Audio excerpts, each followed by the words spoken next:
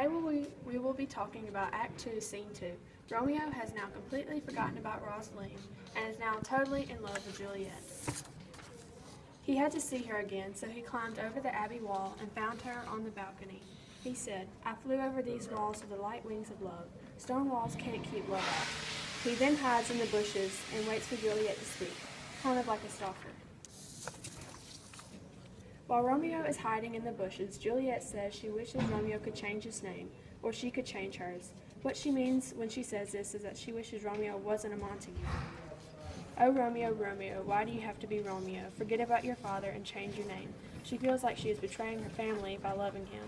She is torn between being obedient and loving Romeo. When Juliet realizes that Romeo is beneath her balcony, she is afraid for his life. "If they see you, they'll murder you," she says. The feud between the families was so bad, if they saw you, they would kill you. But Romeo refused to leave, saying he was invincible or incapable of being defeated.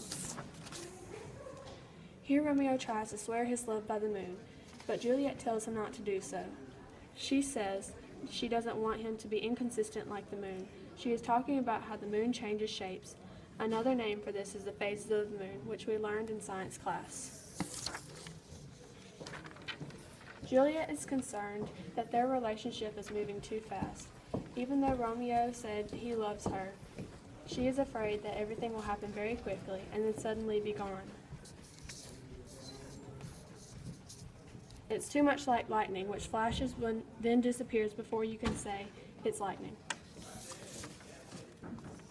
Now they make confessions of their love. They realize that they truly love each other and that it isn't just a one-night thing. They know their love will last.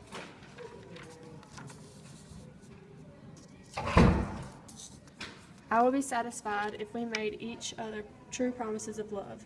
I pledged my love to you before you asked to love me."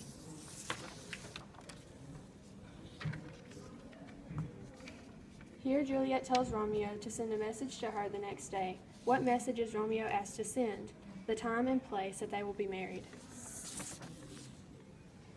Juliet says goodnight to Romeo, but then comes right back out to talk to him some more. This is like how couples act in movies. They argue over who will hang up the phone first, and then their conversation continues.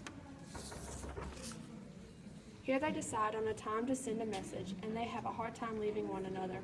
They are so excited and they can't wait for the next day.